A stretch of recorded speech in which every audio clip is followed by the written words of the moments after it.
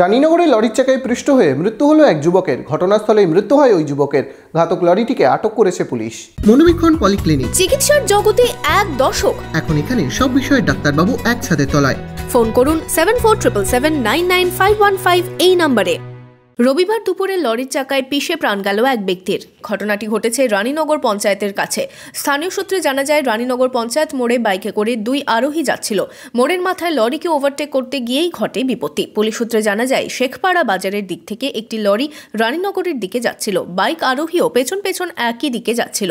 কোনোভাবে স্লিপ খেয়ে যায় বাইকের চাকা এবং ভারসাম্য সামলাতে না পেরে পড়ে যান দুজনেই। ঘটনাস্থলে লরির চাকায় পিষে যান পেছনে বসে থাকা আরোহী সফি ইকবাল। দুর্ঘটনায় কোনো ক্রমে বেঁচে যান বাইক চালক। আপনাদের বাড়ি শুনলাম শেখপাড়া বাসগাড়ার দিকে বাড়ি, এটা শেখপাড়ার দিক থেকে আসছিল এবং লরিটাও শেখপাড়ার দিক থেকে আসছিল।